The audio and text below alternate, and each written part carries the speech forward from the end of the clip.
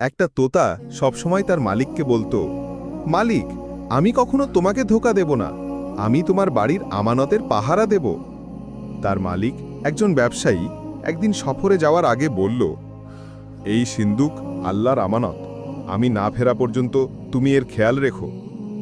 তোতা খুশি হয়ে বলল, মালিক, আমার মুখের কথা পাথরের মতো অটল।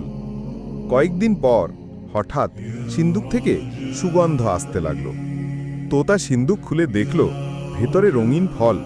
প্রথমে সে নিজেকে সংযত রাখল, পরে ভাবল, একটু খেলেই বা ক্ষতি কি, আমি তো পাহারা দিচ্ছি, কেউ দেখছেও না। এইভাবে আস্তে আস্তে তোতা সব ফল খেয়ে ফেলল। বাড়ি ফিরে মালিক দেখল সিন্দুক খালি, আর তোতার লজ্জায় মাথা নিচু করে বসে আছে। মালিক তখন গেলেন হাসান বসরি রাদিয়াল্লাহু আনহুয়ের কাছে এবং সব ঘটনা বললেন।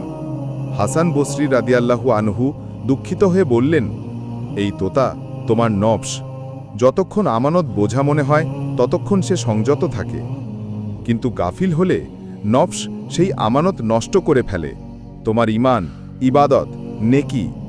মনে রেখো, আসল পাহারা মুখের কথা নয়, বরং আল্লাহর ভয়ে হয়। এমন আরও গল্প জানতে লাইক দিন, কমেন্টে লিখুন আপনার মতামত এবং আমাদের সাথে থাকার জন্য সাবস্ক্রাইব করুন টাইমলাইনস অফ ট্রুথ।